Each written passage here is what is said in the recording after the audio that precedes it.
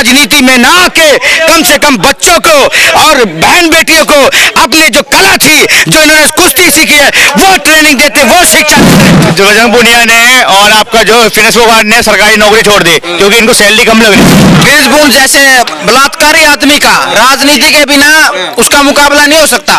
ये जितना षड्यंत्र था, इसे रचाया हुआ था कि एक बब्बर शेर को उखाड़ के फेंक देंगे। बब्बर चोर चोर मौसेरे भाई आज कांग्रेस में आए हैं, कल जब वक्त पड़ा तो फिर बीजेपी में आ जाएंगे। फोगाट ने पहले रेसलर बन के वहां बैठी, ये सब एक सोची समझी साजिश के तहत काम हुआ था है? और ये सब प्रीपेड आई हुई थी, ठीक है।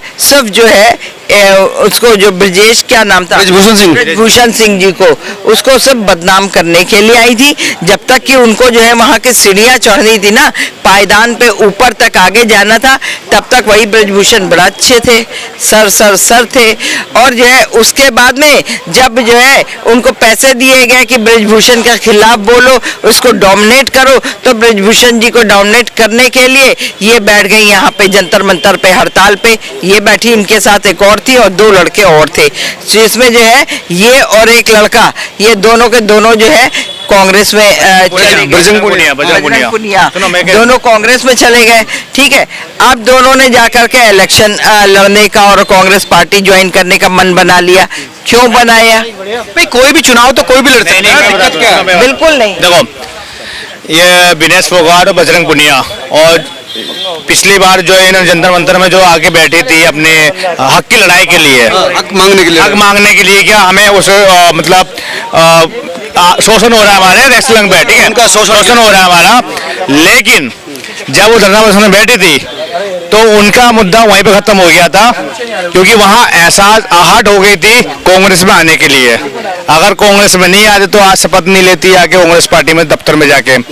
मैं उन खिलाड़ियों को कहना चाहता हूँ, जितने खिलाड़ी हैं उनको तो पहले राजनीति में आने नहीं चाहिए, और जब आप राजनीति में आते हो तो आपका मान सम्मान वैसे खत्म हो जाता है, क्योंकि फिर वो जो चेहरा जो होता है ना फेस वाला, वो फ्रंट में नहीं आता है, वो फेस में फ्रंट में नहीं आता है। तो अब वो राजनीति तो आपने कर लिया, आप राजनीति, अब तो खिलाड़ी बचे ही नहीं आप, क्योंकि अगर आप खिलाड़ी, चलो मैं मान दो, चलो अभी आने वाले टाइम पे हरियाणा में जो इलेक्शन होने वाला है, अगर मान लिया आपने एमएलए सीट जीत भी गई, अब ये बताओ जो छोटे खिलाड़ी हैं उनके लिए आप क्या करोगी?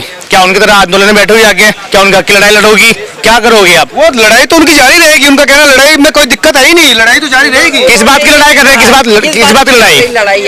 अब तो कांग्रेस ज्वाइन कर लिया ना, कांग्रेस ने उनका साथ दिया था, कह रहे थे। अरे साथ तो उसी टाइम दे दिया था जब ये पहला आहट आ गया था इनका जंतर मंतर में, वहीं पे उनका बातचीत सब चीज हो गया था। अब वो खिलाड़ी थोड़ी बची है भाई। मुझे एक चीज बताओ आप, जो छोटे खिलाड़ी हैं वो आंदोलन में आए नहीं आए? उन्हें जरूरत नहीं है, क्योंकि एक खिलाड़ी जो है उसका मान सम्मान बहुत बड़ा होता है। मैं भी खिलाड़ी का बैकग्राउंड से करता हूँ, मैं भी एक स्पोर्ट पर्सन हूँ, मैं भी एक फुटबॉल कोच हूँ, तो मुझे अपनी मान सम्मान बहुत प्यारी है।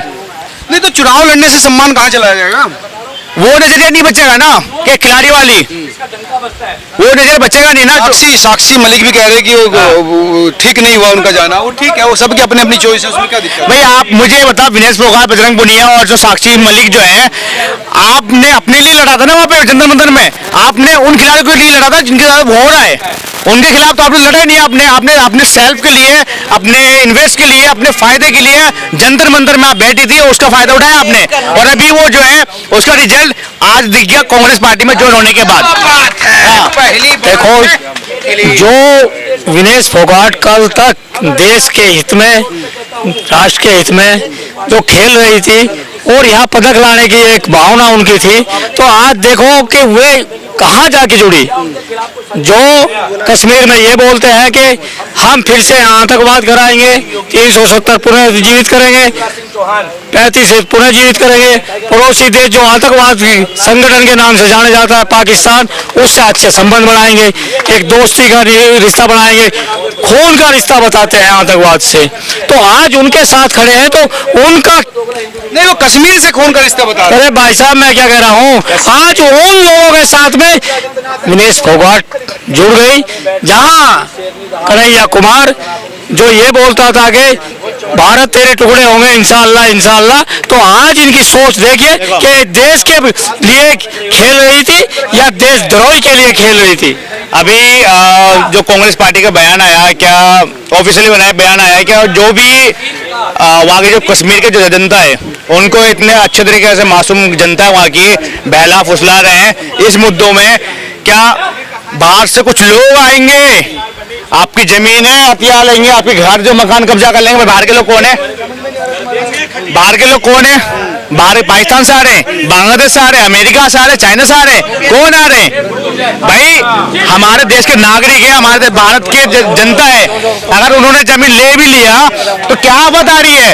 वो मुसलमानों को भड़का रहे वहां पे खड़े होके, स्पेशली जम्मू कश्मीर के जितने भी आम जनता है उनको भड़का रहे हैं। जैसे अभी यूपी उत्तर प्रदेश में जो भी इन्होंने आम जनता को भड़काया था, वो बेला फुसलाया था, क्या 8,000 खटाखट जो देंगे वहां पर तो उन्होंने अपने जेल पा लिया। अब सेम जनता को वहां मूर्ख बना रहे जाके जम्मू कश्मीर में। जम्मू कश्मीर के जनता के लिए बीजेपी पार्टी या भारत सरकार ने इतना अच्छे से डेवलपमेंट काम करे, एजुकेशन से लेकर आपका रोड से लेकर इंफ्रास्ट्रक्चर से लेकर इतना बढ़िया बढ़िया काम करा, वो आम जनता देख रही है अभी वहाँ पे। सिर्फ इनके राहुल गांधी से या सोनिया गांधी से कहने से कुछ नहीं होगा। जो ग्राउंड में लोग जो है ना उनको पता है कि बीजेपी सरकार कितना अच्छा काम कर रही है। और तो फिर वो तो ठीक अच्छा काम करे, एक पहलवान कहीं भी जा सकता है, उसमें दिक्कत क्या है पहलवान के चुनाव में? मेरी बात सुनो, एक वो कुश्ती रेसलर है, ठीक है ना, इससे पहले कुछ दिन पहले तांडव मचा था, शायद आपको मालूम होगा। कुछ लोगों ने जंतर मंतर पे तहलका मचा रखा था, शायद आपको पता होगा शर्मा जी। हाँ, सबको पता है, पूरे देश, ठीक है, पूरा देश को पता था, क्योंकि मालूम था इसमें राजनीति हो रही है, ये मालूम था। आज वो पिक्चर बिल्कुल साफ हो चुका है और सामने आ चुका है, क्योंकि ये जो राजनीति हो रही थी आज वो ही राजनीति सामने आ चुकी है। अगर ये राजनीति में ना आके कम से कम बच्चों को और बहन बेटियों को अपनी जो कला थी, जो इन्होंने कुश्ती सीखी है, वो ट्रेनिंग देते, वो शिक्षा लेते तो बहुत बढ़िया रहता। इनको राजनीति से कोई मतलब नहीं होना चाहिए था। वो तो चुनाव तो कोई भी लड़ सकता है, लोकतांत्रिक अधिकार है उसमें। देखो, चुनाव लड़ना गुनाह नहीं है, पर जो उनका औहदा है, जो उनका लेवल है, वो एक उनको रिस्पेक्ट है और बिल्कुल अच्छा में लगता भी है। और मैं यही कहूंगा, वो किसी बहन और बेटी को उतना ही ताकतवर और उतना ही ताकतफुल बनाने की कोशिश करते हैं, तो वो सबसे अच्छा था राजनीति में ना आके। ये जो कांग्रेस पार्टी है, जितने भी धरना प्रदर्शन होता है किसी भी पार्टी का या भी आम जनता का जो भी धरना प्रदर्शन होता है, ये कांग्रेस पार्टी नीचे से पास क्यों हो जाती है? फ्रंट में आके क्यों नहीं पास होती भाई? क्यों फ्रंट में आके क्यों नहीं उसको सपोर्ट करती है आके कि हाँ मैं सपोर्ट में हूँ? क्यों नहीं बोला जब वो क्या नाम है आंदोलन कर रही थी जंतर मंतर में, तब कांग्रेस पार्टी कहाँ चले गई थी? चंद्रशेखर कहाँ गए थे? अखिलेश यादव कहाँ चले? हम गए थे, वो समर्थन देने गई थी प्रियंका गांधी, तमाम लोग। मेरी बात सुनो, मैंने भी क्या कहा, ये चक्रव्यूह रचा गया था सारा, ये जितना षड्यंत्र था इसे रचाया हुआ था कि एक बब्बर शेर को उखाड़ के फेंक देंगे। बब्बर शेर कौन? ठीक है, समझ जाओ समझ जाओ समझ जाओ कौन है। कुछ नहीं हुआ, कुछ नहीं हुआ, ठीक, क्योंकि मालूम था, हमारी जनता को भी मालूम था और जो कुर्सी पे बैठे हैं ना उनको भी मालूम था कि ये षड्यंत्र रचा हुआ है और वो षड्यंत्र आज सामने आ गया। षड्यंत्र कैसे सामने आ गया? आ गया, देख लो। अगर इनको, मैं अभी फिर कह रहा हूं, इनको कांग्रेस पार्टी ज्वाइन ना करने से बेटर था अपने, जिस तरह ये रेलवे में थे ना, ठीक है ना, रेलवे में रिजाइन कर दिया, उन्होंने रिजाइन कर दिया, तो उसमें रहते यार, बच्चों को कुश्ती सिखाते और पहलवान बनाते, शक्तिमान बनाते, इस तरह की बातें करते। क्या दिक्कत है? राजनीति में कोई भी कर सकता है। तो इन्होंने जो बजरंग पुनिया ने और आपका जो फिनेस फोगाट ने सरकारी नौकरी छोड़ दी क्योंकि इनको सैलरी कम लग रही थी। सैलरी को विधायक बनना था, मंत्री बनना था भाई, विधायक नहीं, विधायक में उनको सपोर्ट मिलता कांग्रेस पार्टी का, तो सैलरी तो उनको छोड़ के चले गए। एक खिलाड़ी का मान सम्मान होता है भाई, उसको एक जो सरकारी जॉब मिल गया वो जिंदगी की बिताए अपने जाके, क्यों आप राजनीतिक में आ गए भाई?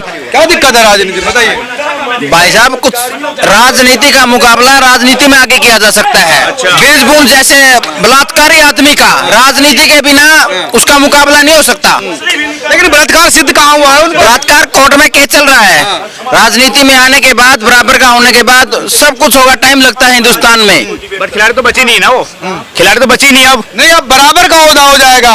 अब विनेश बराबर की हो जाएगी। सुनो, बराबर का होता इसलिए हो जाएगा क्योंकि उन्होंने अपने सरकारी जॉब रिजाइन करके अब पार्टी राजनीतिक में आ गई। अब मान बराबर हो जाएगा ना।